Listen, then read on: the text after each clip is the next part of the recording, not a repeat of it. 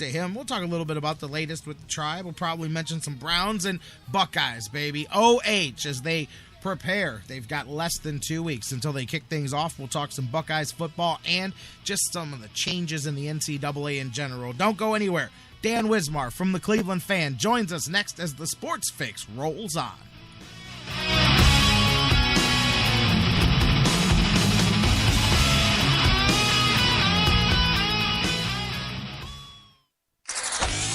We here at the Sports Fix are very in-depth when we interview the sports stars. Oh, I saw the whole thing, dude. First you were all like, whoa, and then we were like, whoa, and then you were like, whoa. What are you talking about? You got serious thrill issues, dude. Oh, awesome. Oh. Maybe not, but you should still listen. As we head into this break, I just want to remind you the Sports Fix proud to be partners with Quick Lane at Valley Ford Truck, 5715 Canal Road, just under the 480 bridge in Valley View, Ohio. Bill Hershey and Bill Opelich, I tell you about them each and every day. They'll take care of you. Number one, huge Cleveland sports fans, but they're good people, hardworking people, trustworthy people. I don't just come on here, I tell you this all the time, I don't just come on here and talk about places and people that want to buy advertising on the show. I talk about people and products that I believe in, and Quick Lane at Valley Ford Truck is one of those places. Whether you've got a truck, car, van, commercial vehicle, big or small, it doesn't matter. They'll fix them all. They're the home of the low price tire guarantee. Find a matching set of tires cheaper anywhere else, and they'll match the price guaranteed, no questions asked, no matter what it is. Hey, and they understand in 2013 that there's transportation issues. People need to get to school, to work, to daycare. All those things need to get done, and the car needs to get fixed, and they'll figure out a way to make that happen for you. Check them out, quicklane.com/Valley Ford Truck, and find out that life really is better in the Quick Lane. Hey, Cleveland, this is Ed Doherty, voice of St. Ignatius Wildcat football, and you're listening to the Sports Fix. In baseball, miracles can happen when a team works together. 2 out, bottom of the ninth. Down to their last strike. The same is true in the fight against cancer. That's why MLB has teamed up with Stand Up to Cancer.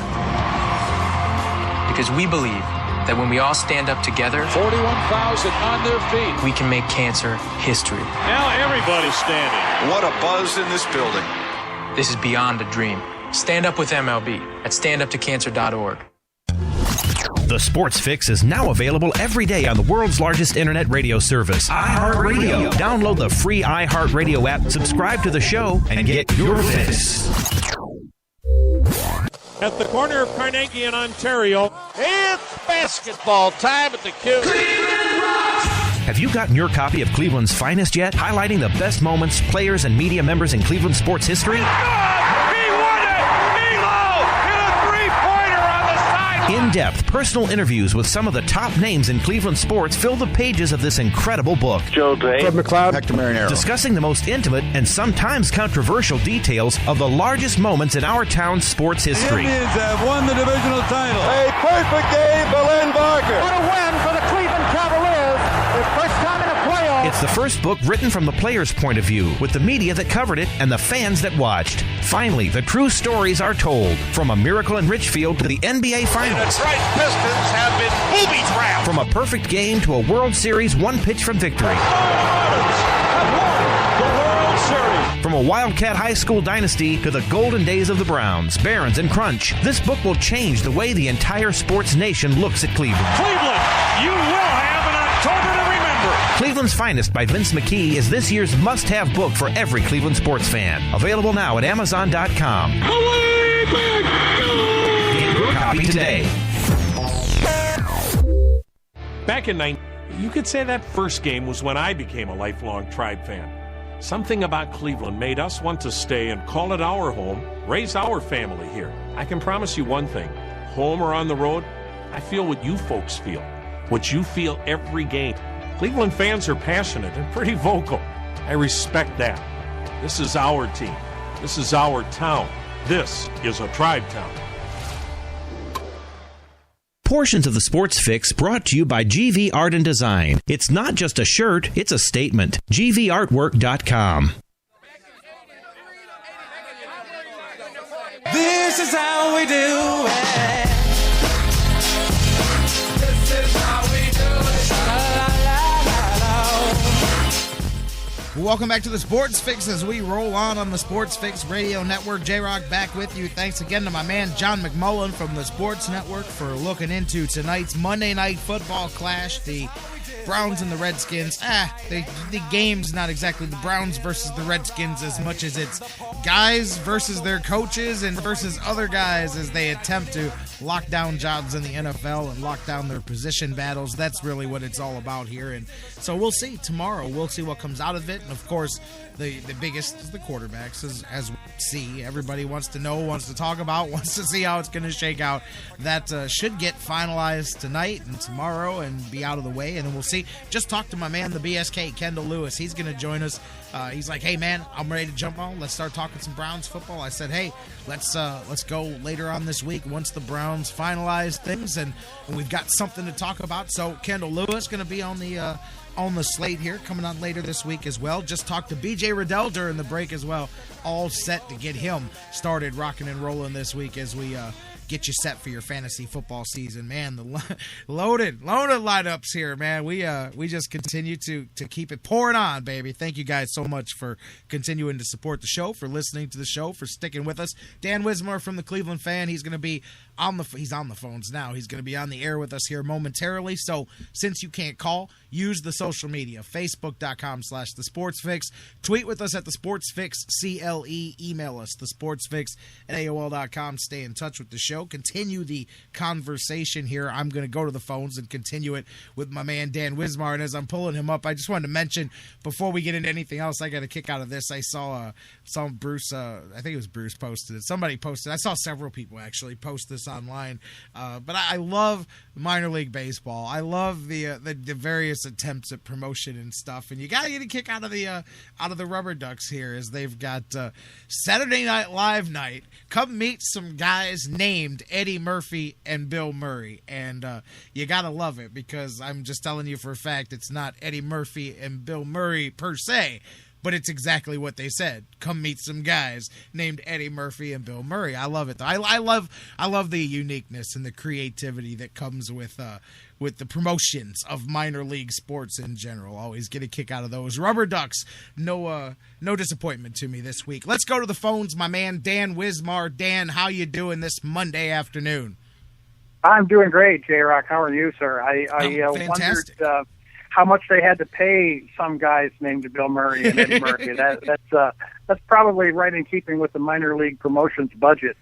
I think they even got a guy. It's even spelled Murrey, just to make sure that nobody misinterprets the Bill. Because hey, Bill Murray's known for just showing up at people's stuff. Like that's what he does. Nowadays. He does that. He'll come in and tap a guy on the shoulder and say, your friends are never going to believe this. Did you see over the summer he was at some hotel and some guy was having his bachelor party, and in comes Bill Murray, and he ends up hanging out and toasting the guy and videotaping it for him and all of that stuff, and he just goes around and does that. Like that's his thing now. He just pops up places, hangs out with you, takes random selfies with people all over the country, and just, hey, I took a picture with Bill Murray. You're not even gonna, nobody's gonna believe it, but here you go. And I laugh every time I see a new place where he turns up.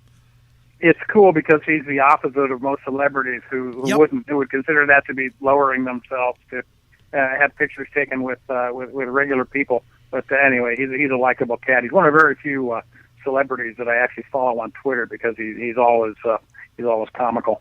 For real, like when he first started doing that, like I thought it was one of those phony viral things until I saw like the second or third story like that, and then I'm like, wait, then I start looking, man, this is legit. He's literally going around, because you never know nowadays. People Photoshop everything, and you never know what's legit nowadays when stuff comes around the internet. So I was a bit jaded at first. I didn't believe it until finally I saw a video where it was no doubt it was him, and I'm like, oh, man, this cat really does just show up to people's birthday parties and stuff and go, hey, tell your friends I was here on your birthday, and all that stuff. So get a kick out of that. But I love minor league promotions. I just love when they do that goofball stuff like that, and that fits right along with that. It's like those what's the McDonald's, or not McDonald's, the other companies doing the commercials where they got all the Ronald McDonald's that they could find, and they get them all at a table to say that they like, I don't even remember what the other fast food restaurant is, but it's a whole bunch of guys named Ronald McDonald that don't like McDonald's, and so it's pretty funny. But I like that stuff, man. I like the creativity that goes into it. You got to get people to a minor league stadium on a Wednesday night somehow. Yeah, that's true, and I think the Akron franchise does about as good a job of that as anything, and entertaining you while you're there. Yes, as well with between innings kind of things. They've always got something going on, whether it's jugglers or acrobats or something. So they do a nice job down there, I think. No, I agree with you. I love it. I'm one of the people that was all about the Rubber Ducks. There's some people that don't dig. There's still some people go, man, what a stupid name. And I'm like, you're crazy. Come on. First off, that's the beauty of minor league sports, man, especially minor league baseball. I love all the team names like that. And I thought the Rubber Ducks was cool. I mean, okay, well, you're that mad that they're not the Arrows anymore? Like, I mean, come on. I thought the Rubber Ducks is cool. You got a nice, nifty little mascot that goes, I mean, come on. Let's not take ourselves too seriously here. I thought that was good, and I think that they've gotten a lot of positive feedback from that mascot change. Yeah, I've got no problem with it either. As long as you've got a hockey team called the Mighty Ducks, for heaven's sake, what's wrong with Rubber Ducks? Exactly.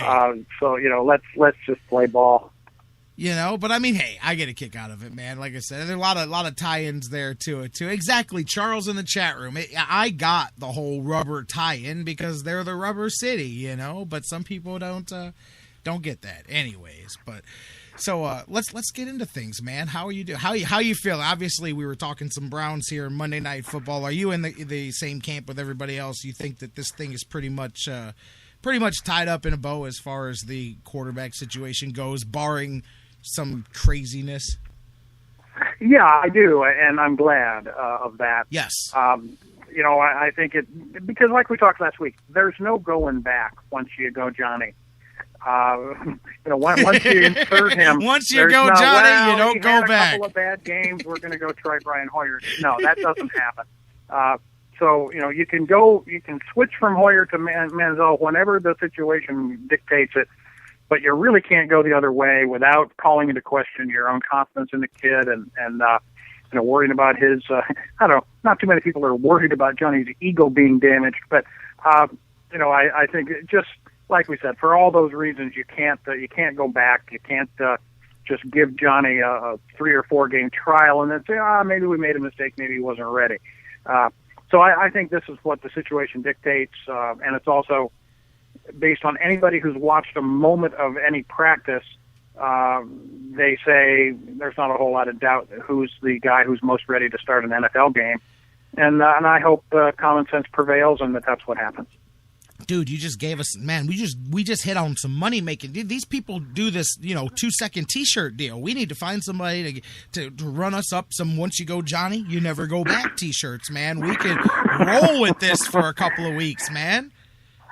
That's whatever it takes. Where's the guy with the truck? We'll slap it on there. Yeah. Don't they got one of them T-shirt trucks going around where they'll do? Come on, man, bring your T-shirt truck over here. We'll do some business. We just created it right there live on the air. But I was very distressed to hear about the screen injury. That to me is the worst news we've heard for a while. Because who knows? I haven't heard what the latest is on Gilbert's groin or hamstring or whatever he had, but. I'm assuming tonight. Gilbert is going to go tonight. Gilbert's going to go, but Desir's not going tonight. So I heard that. You're going to see, McFadden and Aubrey, some of those other guys in the deep in the defensive backfield are going to get the some more reps tonight for sure because you're going to have some opportunity there. I'm with you on screen, man. That hurts, man, because it's been his best camp by far, and he really has been one of the standouts defensively. So you hate to see that. As of now, the last I heard from the Browns was he's out the preseason, and our hope is that we can have him for week 1 with Pittsburgh, but nothing beyond that. Yeah, as much as anything else, I think he's one of the stronger tacklers on the team, and on this whole defense. Joe Hayden obviously is a great tackler too, but I think among the DBs, that Screen might be the best pure tackler that they've got, and just sizing up the situation, it looks like it could be a very long night. It might be the longest night of Ryan McFadden's life. I don't know. We'll have to see, but he could be running around in circles tonight all night because he's going to get a lot of time on the field. Absolutely. Some of those guys, that's it. Injury, it's one of the key things. Injury creates opportunity. So we'll see we'll see what that does for them. I mean, really, and tomorrow we'll have a lot more breakdown, a lot more to